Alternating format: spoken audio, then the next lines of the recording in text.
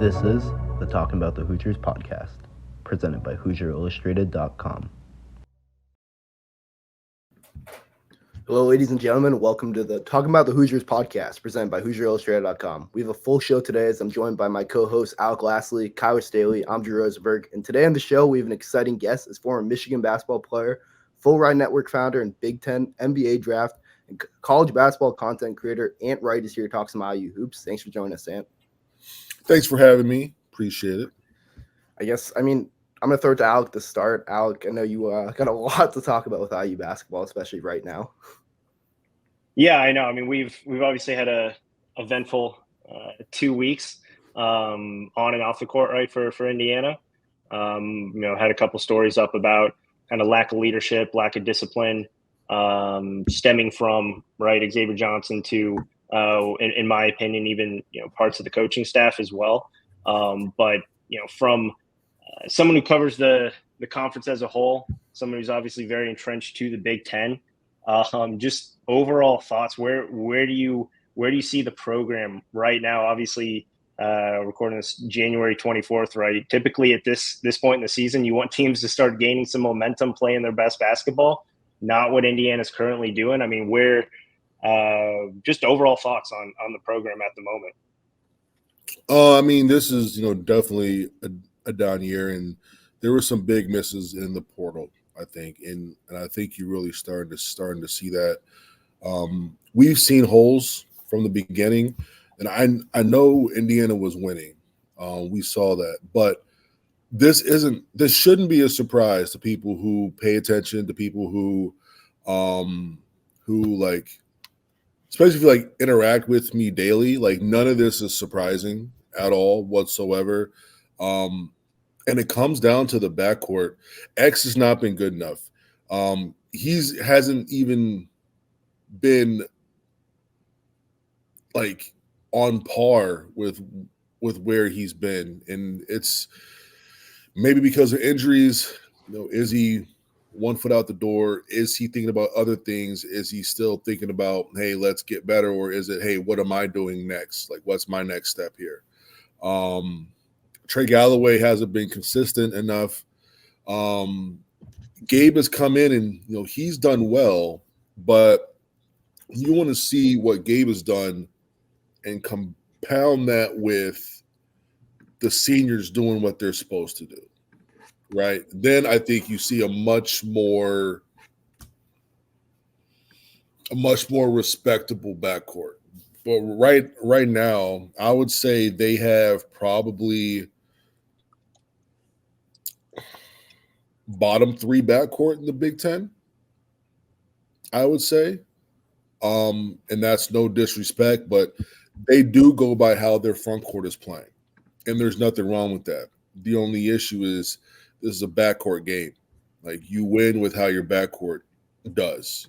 It's very hard to be consistent when you're just playing a brand of basketball that is not just inside out. Like, there's just no out, right? And it's just hard to be consistent. It's hard to score. Teams can really just take away so much spacing when they don't respect your backcourt. It's just a domino effect that we're seeing against Big Ten teams who I believe who are the best scouted in the entire country, because we have coaches who have been in this for a long, long time. We have coaches who have seen these guys for a long, long time. And there are a lot of tenured coaches. There are coaches who have been here for so long. They know how the league works. And, they're getting exposed pretty bad right now. Yeah, absolutely. I mean, the biggest thing for me, right, is obviously 6-year senior, 4th-year player in the backcourt in Trey Galloway and then Xavier Johnson, the 2 captains of the team, right? Not only 2 of the most veteran players across the entire Big Ten, but especially in the backcourt when you look at it from top to bottom, right? They were voted captains to come in this year, not only raise their play, which I think some of those expectations were a little bit flawed. And I think Trey Galloway's production last year was a little bit flawed just due to the rest of the pieces that were on that roster, especially shooting the ball. And you're seeing that this year. But in terms of the leadership perspective, right? Because I just had a story this morning about Gabe Cupps and his growth and obviously this experience now, double-digit starts this season, playing 22, 23 minutes a game, and how invaluable that's going to be moving forward. But for this year, right, that wasn't expected. For the talent level on this team, that wasn't something that really should have been what happened. In terms of the leadership, I mean, where do you see the biggest miss right now? At certain points, right, this has to eventually go to the coaches, in my opinion. The messaging that continues to go on, right, continues to kind of miss with what they've been trying to tell not only these seniors but anyone on this roster. Where do you see the biggest disconnect when it comes to that, and especially the leadership, and now some of the discipline with these flagrant fouls, the ejections over the last couple of weeks here? I'm not going to say that this happened, but a lot of times coaches assume that they don't have to keep some things in check. The next thing you know, it kind of bites you in the ass. I don't think he expected the backcourt of X and Trey to be that way. So maybe in the offseason, attention was more so on the guys who really needed that help, thinking in the back of his mind, okay, these guys are seniors. They understand things and they'll be helping me, right? Being the coaches on the floor and all those things. I feel that, maybe even some of these seniors need more hands-on. They need more hands-on, just straight up discipline all the time. Just because you've been in college for 4, 5, 6 years, it's not a guarantee that you understand how things should or should not go. So, yeah, I mean, like you could point your finger at a lot of people. Even like the CJ Gunn thing, he was baited a bit, and he was played by Max Klesmit, and that's just a quick reaction, right? Quick reaction. I can kind of let that slide a bit, but X going under, doing a Brad Davison classic, or a Edie rolling. I think food is here. Give me 1 second. Hey, babe. We got DoorDash. Better be something good.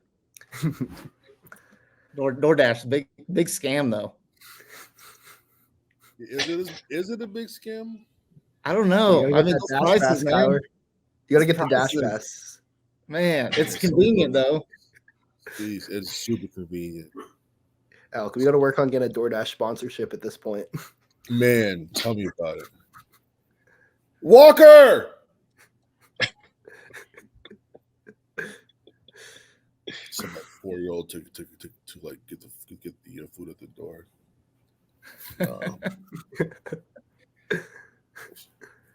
Yo, hold on. One sec. Yeah. Well, Ant's gone. I guess we'll talk some more CJ Gunn. I mean, yeah, I agree with Ant. I mean, he definitely did get baited. You watch the play. I mean, Klesmit clearly, stuck his head in there, CJ Gunn, but it's one of those things, like, at this point, like, I mean, he's not a freshman anymore. You can't be making that mistake.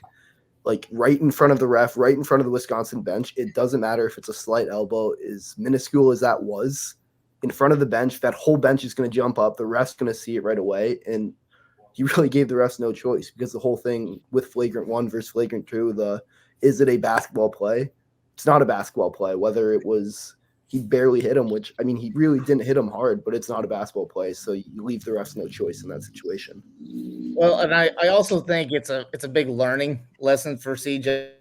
I mean, his playing time has been very, very inconsistent these last 2 years.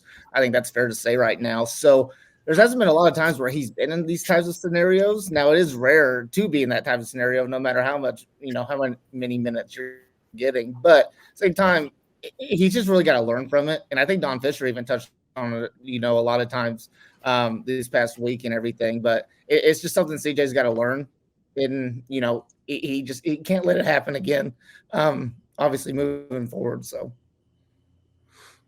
Yeah, and just kind of bring you back in here.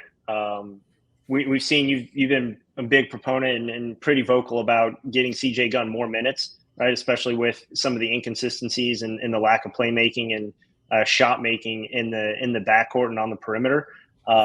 Obviously, you were kind of touching on the incident that happened there.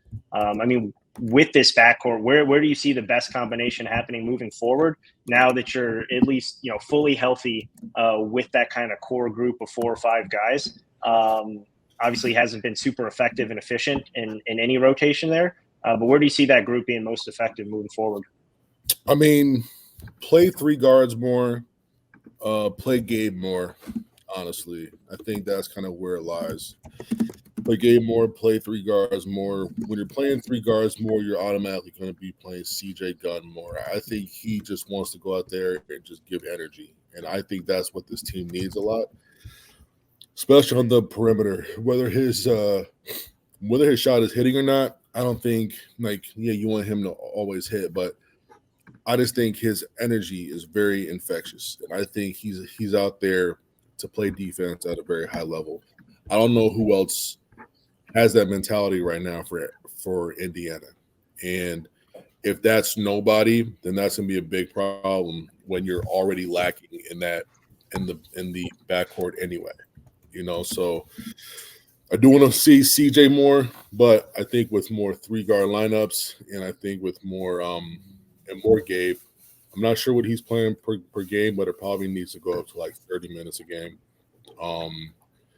And play him and X together at times.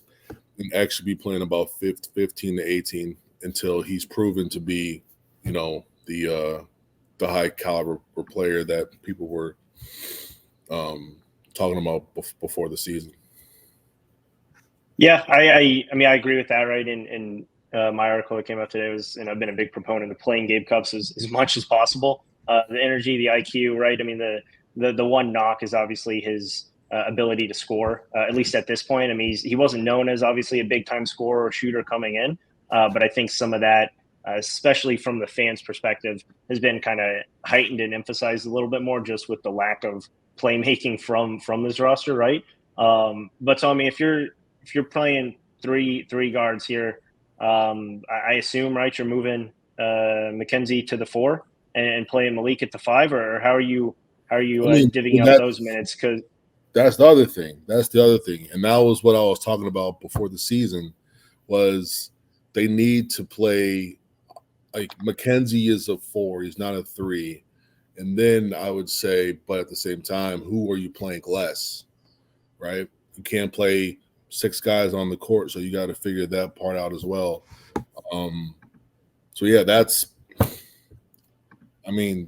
of a catch-22, right?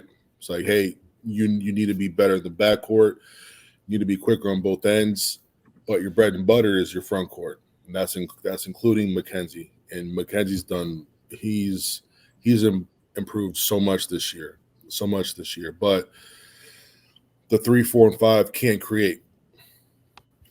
They can't create off the bounce and do anything like that. So, they need more of that. And a lot of the defensive issues come from McKenzie chasing around 3s and 2s all day when that's just not his thing. In defensive transition, do you really want McKenzie picking up a wing or a guard when the court's flipping? I don't think so. So losing multiple possessions like that every single game, when the Big Ten is usually played very, very tight, every possession is like gold, and you can't really afford to lose it. But a lot of the questions that I had before the season, I'm just seeing it. I'm they need to play a certain way, but the better players, you got to play them too. Do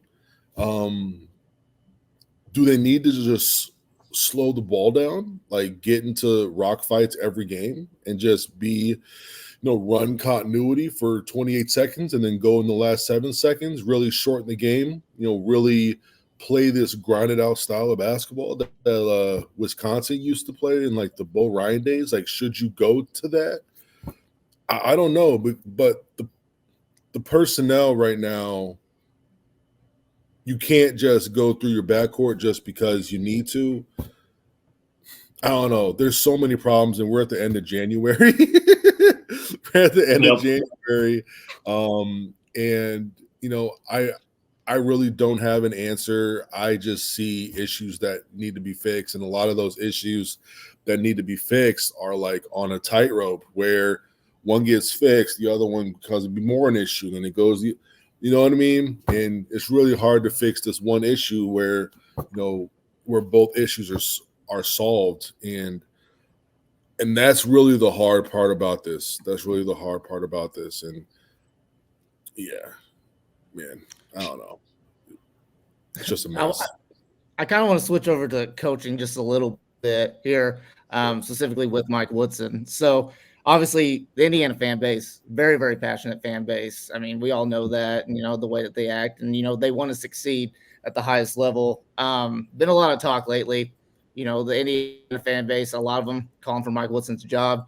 Me personally, think that's kind of a ridiculous thing, but for you, Ant, do you think the criticism's fair for Mike Woodson this year? Do you think, fans calling for his job is, the right opinion, I guess? So it's very premature. It's very, very premature. I mean, like, you just dealt with Archie and Mike just took Archie players to two NCAA tournaments. I think one thing that he should get some blame for, but I think at the same time he's going to learn from, is how he approached the portal this past year.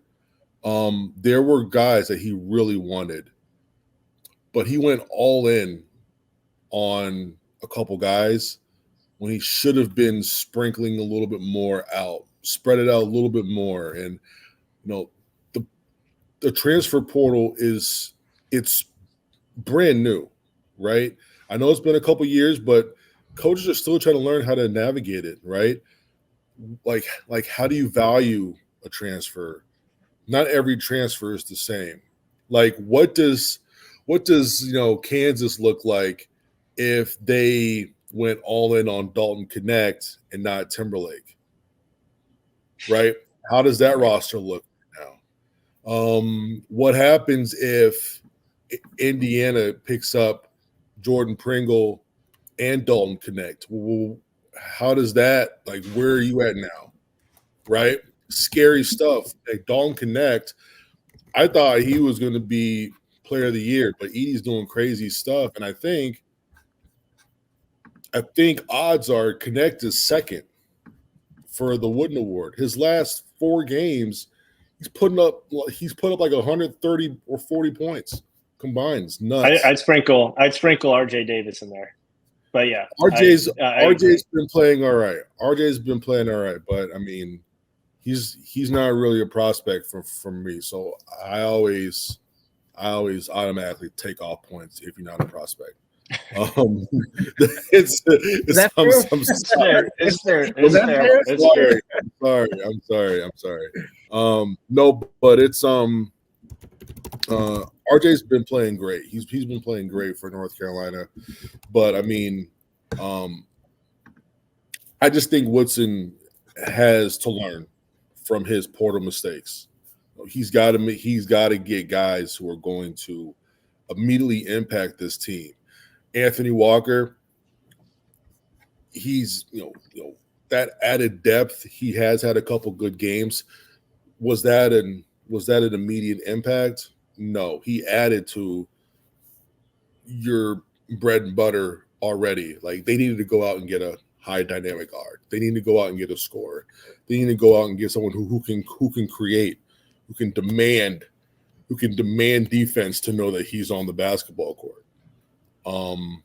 That's where Matt Painter got it right. He knew that Braden Smith couldn't do what he did all last year. And what did he do? They went out and got someone in Lance Jones. Lance Jones was looked over because, okay, he's small, but Lance Jones is a pit bull, absolute pit bull. If you're looking at Tennessee has trouble scoring all the time.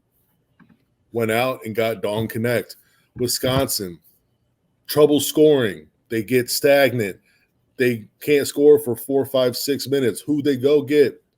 A dude who can go get you one if you're in those stagnant spaces, right? Where you're not going 0 points for 7 minutes. Maybe you get those 6 or 7 points because he just goes out there and is better than the guy in front of him.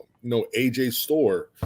So, like, who was the AJ Storr for Indiana this year when you really needed one? Who was that Dalton Connect, that instant impact guard? Try to get one, but I think they're going to be more aggressive and widen the net a bit. I think they learned a lot about that. So no, I very, very premature, very premature. Yeah, and I agree. And I think a lot of the criticism from the Indiana fans has to do with the in-game coaching. I feel like the first 2 years with Woodson, he did a really good job of adjusting as well. And this year, I feel like there's been a little bit of a struggle. I mean, just from watching the Indiana games and seeing how Woodson coaches, what are some areas you think that he could improve on? When it comes to rotations, certain guys should not be playing together. That's one. I know that a lot of old school coaches are big on the auto bench, but you gotta try to find a way. You said what? That's an NBA style, right? Yeah. So like you gotta find a way. Like in college, you could play a multitude of defenses to protect guys. Like, hey, if you really need wear on the court, if you really need renew on the court, and they've got 2 fouls, you can go to so many different types of zones and different man defenses to really conserve guys on the defensive end where they're not getting put into certain situations. Or just talk to them like, hey, look, you are in, safe mode, meaning you're not going to go for block shots. You're not going to be aggressive rebounding because you're better than that one possession if you do get an aggressive foul. Now you got 3. Now you're going to have to play on thin ice for the next 20 minutes. So I would say that. Play Gabe more. Give Gabe a greener light. Challenge him. I think they really need to challenge him. They need to challenge Gabe like the way that he challenged Shafino last year. I think he's handling Gabe with like kid gloves. I think you need to throw him in the fire a bit more, honestly. I think the kid can handle it. I'm not saying you're going to get Shafino production, but I think from a development standpoint, from a standpoint of what this team needs, I think Gabe has the skill set to do some of those things if you kind of take the cuffs off of him and just push him to do certain things, whether it's coming off screens and really attacking downhill, getting in the paint, finding floater, little things like that. So I guess, Ant, with this season, I mean, it seems like, especially over the last couple of weeks and with the Hoosiers heading to Illinois on Saturday, is the season salvageable? I mean, it seems like everything is snowballing right now with the flagrant fouls. The losses are building up, and the team really is struggling. It doesn't seem to have like someone they can rely on to pull them out. Yeah, I mean, before the year, I was like, okay, this is probably like an NIT team. I think they're still on that track to be NIT. Unfortunately, they had a lot of they had like 5 or 6 bye games that were by very small margins. And that's really hurting their overall metrics. So they're not going to be seen as a strong team either way. They can get some big wins, right? They could very well beat Illinois. They could be, if they go on the road to Purdue and get one. But those bye games are like an anchor dragging on the bottom of the seabed. It's really going to hurt them from really getting up there because the metrics don't forget like them struggling versus like very, very, very bad teams. Very bad teams. And that's the part that is going to suck. Like, if you look at their record, they're what, 12-6? Yeah, they're 12-7. 7. 12-7. Yep. Okay. So, like, you're looking at their record. It's not like they're out here like Michigan, right? We're like 7-12. People around the country are like throwing like trash on the, like, just this is just so bad. You got former players speaking up, and it's just not good. This is not that situation. I think Indiana fans were looking at taking that next step, right? You went from a play-in, lost, then you win your first game. You're in the round of 32 against a team that ends up in the Final Four. In their mind, they're like, man, if we find a way to beat Miami, we have a decent, right? That's us in the Final Four, right? Now they're looking at, okay, we got Ware. Renew's going to be better. Oh, we just signed Ibaka, top 10 recruit. Oh, we got X back. He's going to be healthy. Trey's going to be a senior. This team should be in the Sweet 16. This team should be a top 25 team and all that stuff. Their expectations were very, very skewed. And they didn't understand how much Trace Jackson Davis did for that team. I don't think they understood what Shafino went through to be the dude that he was in the latter half of the year last year. Even like Trey, from his standpoint, like he didn't have to do a lot. Him and Miller were like chilling, right? They were chilling. They're like, yo, when the ball finds me, I got you. But hey, look, you go kill. I'm gonna be over here in the corner. If you need me, hey, I'm gonna hit the shot. No pressure.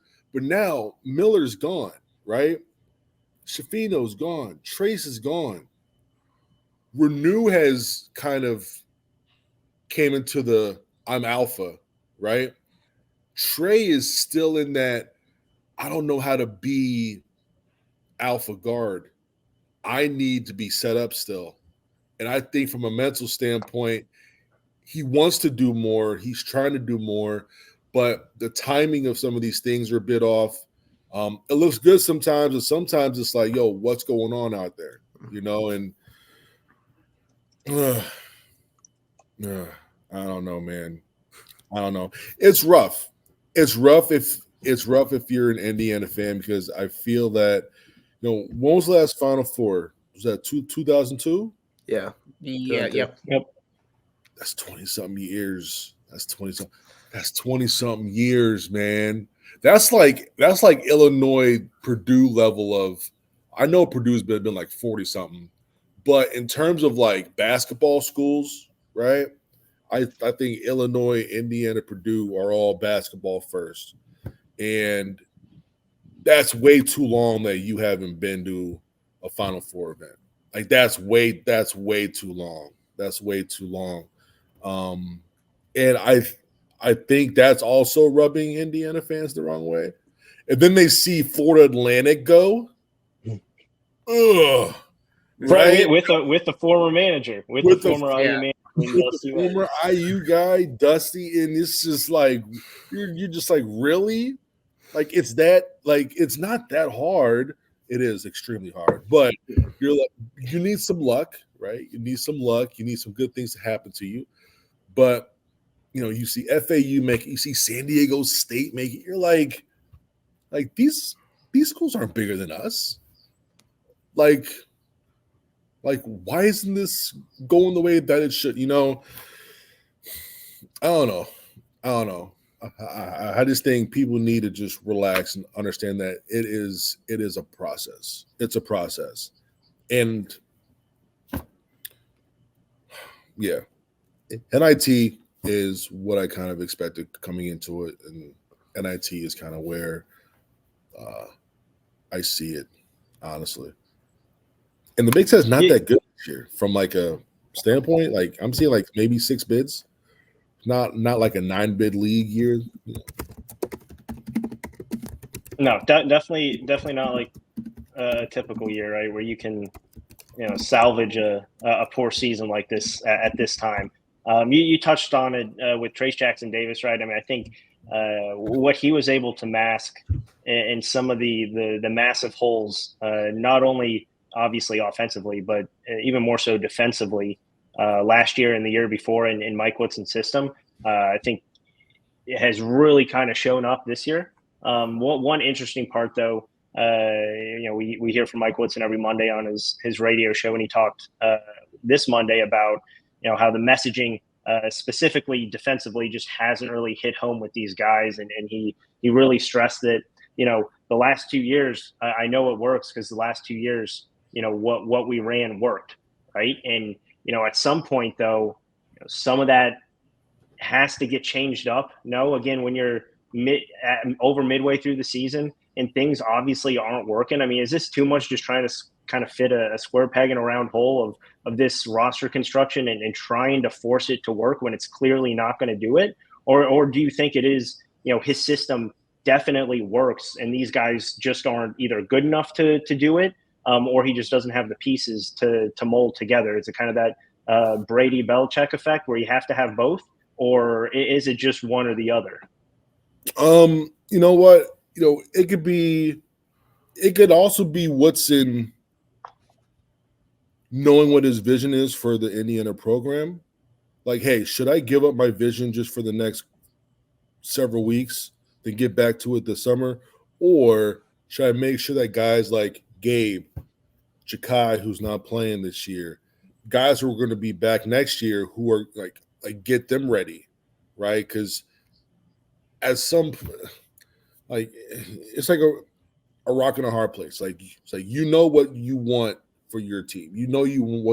What culture you want to bring. At the same time, you want to win right now. The issue is winning right now means that you got to change some things that are kind of going against your main principles, right? How do you do that? How do you keep your main principles while winning right now and not, and making sure that guys still get your long-term vision? I think there has to be some type of balance there, but when it comes down to the staff, at the end of the day, you have to do whatever it takes to get a W, whatever that is. If you got to go 3-2 zone for the whole game, do it. If you got to go triangle and 2 for the whole game, you do it. If you got to press for 40 minutes, you do it. And yeah, man, that's is my counterpoint with that, right? Is it seems like now moving forward more than ever with the transfer portal, these rosters are all year by year, and these teams are all year by year, right? So, I mean, how much can you really put into truly building that long-term vision, right? When, again, half of these guys are going to be gone. I mean, they brought in, 9 new guys this year? Yeah. And outside of, Gabe Cupps, honestly, any of those guys could be out come next year. And so, I mean, how much of it truly – that's my one really big criticism of Mike Woodson this year, right, is you bring in all these new pieces, guys who obviously you could clearly tell within the first, probably a month and a half of the season just aren't going to click the right way. And, there were times where you could kind of shift and maneuver what your offense was going to do. Maybe part of the reason was, Xavier Johnson was hurt for, those 7 games and he was waiting for him to get back to have everything click. But I mean, that's my one thing is with everything just year by year right now, I think it has to be more what fits this roster more so than what do I want to run, because that's what I think could work when, again, we're 19 games in and it's obviously not working. I can feel that too. I can definitely feel that too. The one thing when you do have guys returning into the program, then you have newer pieces coming in. It's not just Mike and staff teaching them what's going on. The players are going to be around the players for the most part. We've talked basketball like leaving the club on the way to the club. We've talked hoop. We've talked hoop at basketball camps, lunch tables where we're out to eat, we're kicking it at the in someone's living room, just like talking about how things are going. It is nice to have someone who understands how the coach ticks, right? Because if you understand how the coach ticks, less likely coach gets pissed off, less likely team has to, have a bunch of punishment because someone's just not getting it, So I feel you 100% because like these Ross, that's the part that sucks about the portal, is that like you don't really get to see these players grow anymore. You're growing them just for someone else, and then you'll get someone else's, and I get it from the player standpoint. I get it. Trust me, I get it.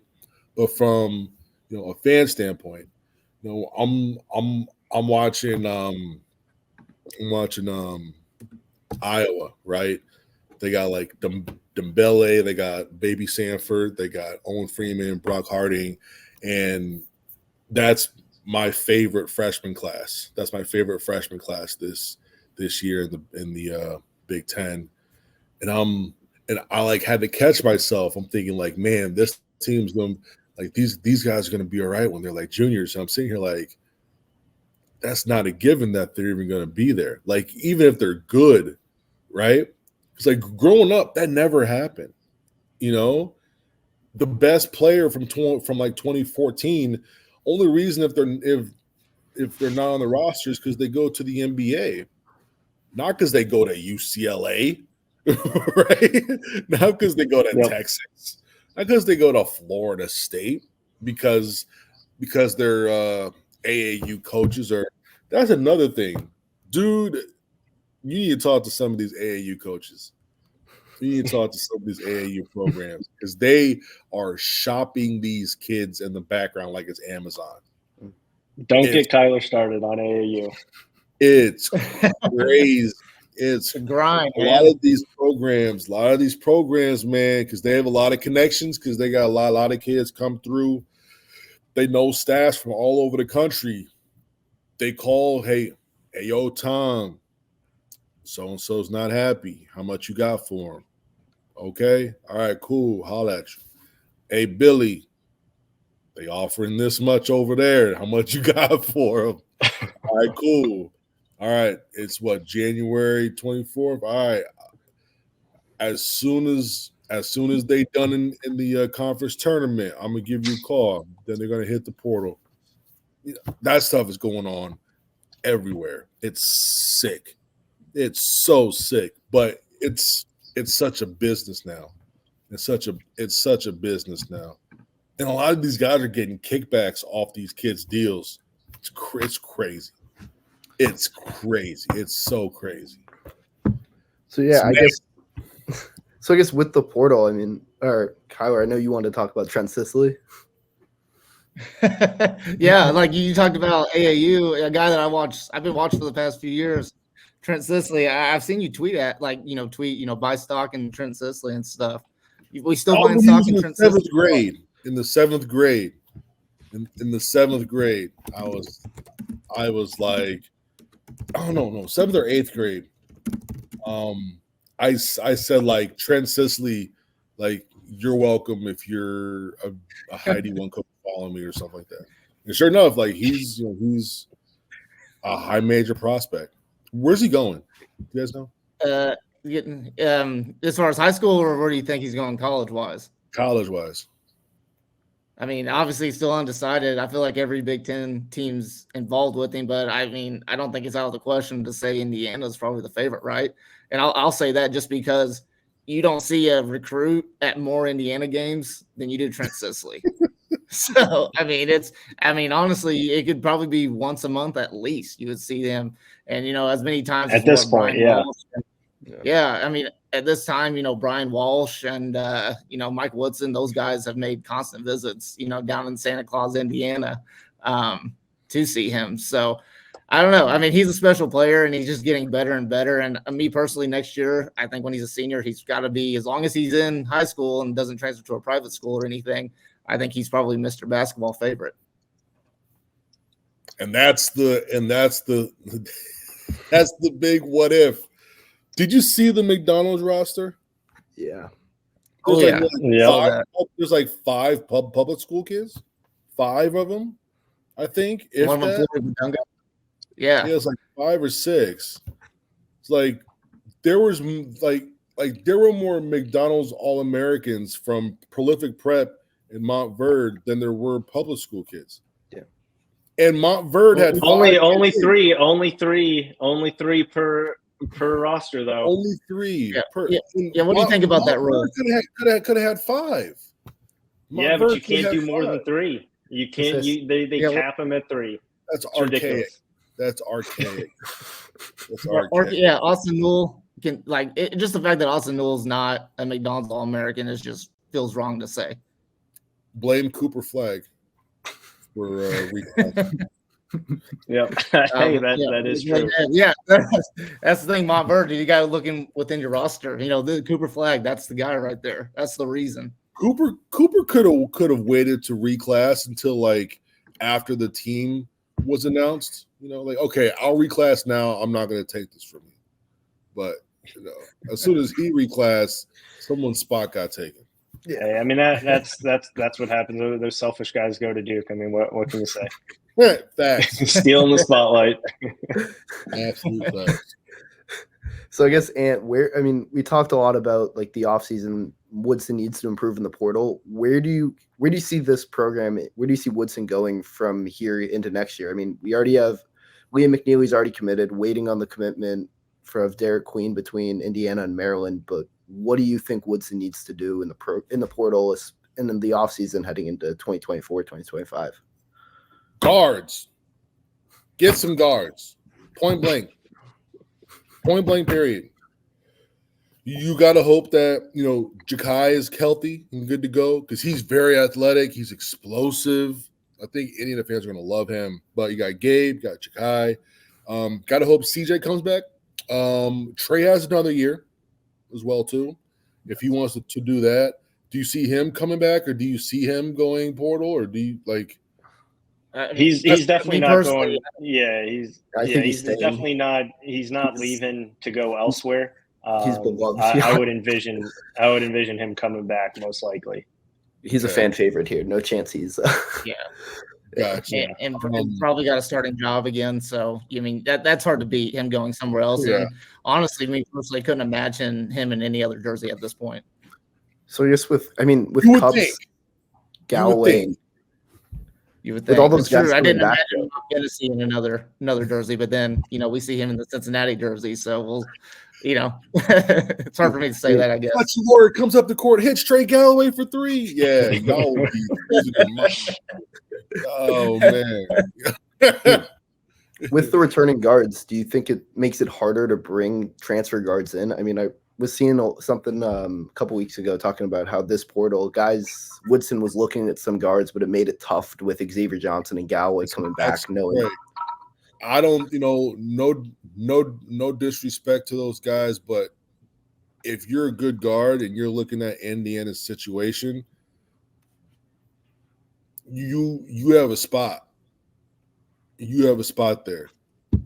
And if you're worried about not beating out Gabe, Trey, CJ, and Ja'Kai coming off injury, then you shouldn't be at IU anyway. Those are my thoughts with that. So we heard a lot. Last hard hitting question for you here. We heard a lot in the news over the last, I think it was probably week and a half, maybe last week, when Jay Williams was out calling a game, and they were talking about where he would transfer now, right? In this current day and age of college basketball, and he obviously broke the news that he would like to go to North Carolina, play under Hubert Davis in that guard system. My question to you is, right, in this day and age, where do you want to go play? What is your go-to style of play here, and what program, if you were in the transfer portal, would you say, hey, that's where I want to end up? He said that on TV? Yeah, on that. He was calling a game. Yes, national TV. He said I'm probably going to get kicked out of the Brotherhood. but North Carolina. Jay Will says some dumb shit, bro. Jay Will. Yo, remember when he congratulated? No, like he was talking about like Doc was like, no, he said, oh, it's Ime. Yeah, Ime Udoka was like the Yep. first like black coach for the Celtics, and like what? And then he said he got hacked. I'm like, okay, someone hacked your Twitter to say congratulations. What? It's again it's that Duke education, man. I don't know how to describe it other than that. He's when Beeline left, he said that you got to get Juwan Howard in there to get the culture back. Like what? The culture was gone. Like, what do you mean? The culture just left for Cleveland. Like, what are you talking about? There were like Michigan State fans in there going like, "You were an idiot, sir." Like, what do you mean? All right, sorry. Anyways, when it comes to playing style, want me to do just Big Ten or doing like? I mean, let's go back to your recruitment right now. Obviously, let's say you end up somewhere, you leave after a year, 2, 3, whatever the case may be, right? You go into the transfer portal, could go anywhere. Well, what team? If you look at their style of play right now, what is something that's just too good to pass up on if it were you?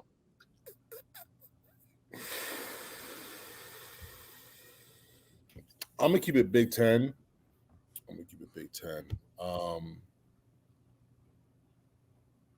It's a tie.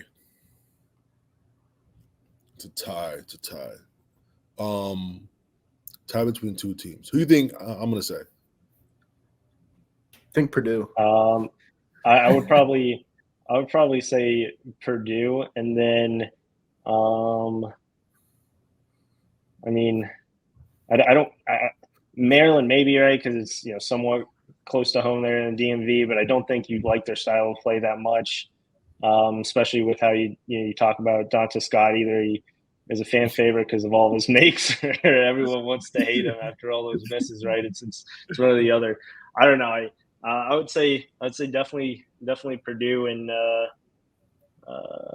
was thinking maybe Michigan State, just the up-tempo offense. Man, Michigan to Michigan State. That's the only thing. I mean, it's not Ohio State though, so it could be worse. But that's the only reason I was saying that, just play style wise. But I'll go Minnesota. See you in a Minnesota jersey. I would go. I could see him going to Northwestern or Nebraska, actually. I love how y'all just mentioned like every single Big Ten. Hey, we're gonna get it right. Actually, I see Oregon, Washington.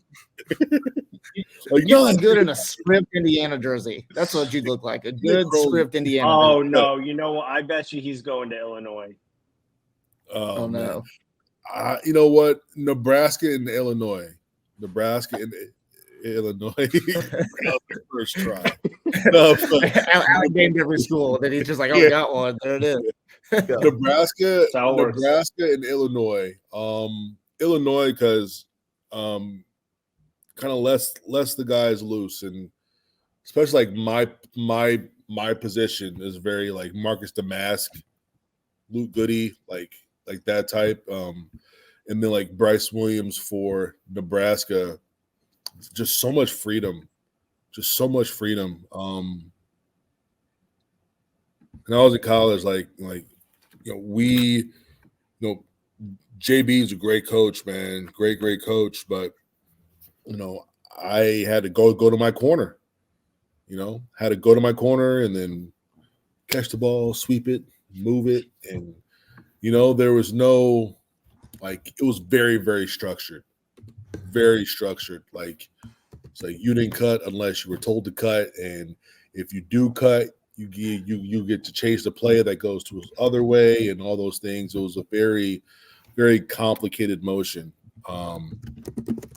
But the freedom at Illinois and Nebraska would be a lot of fun, where you could just kind of kind of do whatever with like no type of leash or anything, and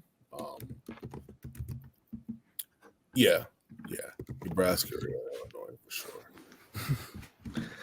Probably Michigan too. He kind of lets his guys hoop. They have a lot of issues, but like one thing that is that like a lot of freedom over there as well. A lot of freedom. All right, They got the culture. Yeah. Yeah. Hey, you might be able to play home games. No road games though. Yeah. You mean to tell me if Indiana had a script jersey, you wouldn't want to go play for there just because of that? No. No. Man. No. I could never see myself. No, I could never. No, I couldn't do it. No candy stripes on that. No candy stripes. I couldn't do those pants, bro. I couldn't. If they had me in for like a like an official visit, and they were game was against like I don't know like they're like hosting like Miami, like South Carolina, like a big non-con game. And I'm sitting there chilling. Next thing I see, like these like clown pants run by me. I'm like, yo, like, is that mandatory? Like, It's Indiana, that's mandatory. It's like, can I like rip them off before I run out there? Like, what's going on? But like, y'all really embraced it. Y'all embraced them striped, big, bold striped pants. It's embraced. You have to. You have to. The general brought them. You got to do anything that Bob Knight, did. So you got to embrace it, right? No, I couldn't do it. Couldn't do it. All right, Ant, thank you for coming on today. It was great having you on the show. For sure. As always, you. for all, yeah. Can I give one shout out? I give one shout out? Absolutely. Can I give shout out to the 2007-2008 Indiana Hoosiers? You can. One of the toughest teams that I've seen in the league, and then fired Sampson for nothing. You kind of look back into the day, what today's college landscape is. You kind of look back and like, man, that was a dumb fire. That was stupid. That was dumb. Houston's been to the Final Four since. I've said this. I go, if Sampson is still there, I think he has 3 Final Fours and 1 national championship. That's wild. Probably not wrong. I mean, probably not wrong at all. I think so. I think he has 3 Final Fours and 1 national championship. I think he finds a way to win one. Honestly, That's a touchy subject for Indiana fans. Hey, he gets guys, and he gets guys to buy in, and he'll get some guys who are rough around the edges, along with some pros and along with some like he just knew how to like get a roster together. It's like that it's like you can't have a team full of hard heads, you can't have a team full of finesse, but a nice little mixture, you can get a lot done. That team was tough, man. Gordon, DJ, Bassett, tough team. Crawford. Yeah. That team was nuts. That team was so good. They would have been probably would have been like a 2 seed if he had stayed. That year they could have made some noise. But I'm telling you, man, y'all would have been. We're talking, 3 Final Fours and a national championship. Yeah. Dang. Hang the banner. Hang it. If Sampson stayed. If Sampson stayed. This is the national championship. Like, it'll say like 2-0 ? But it would have happened. It would have happened for sure. 100%. All right. As always, for all things Indiana athletics, follow Indiana_FRN on Twitter, Facebook, and check out the HoosierIllustrated.com website. And make sure to hit subscribe on both YouTube and Spotify. As always, thank you for tuning in to the Talking About the Hoosiers podcast. We'll be back next week.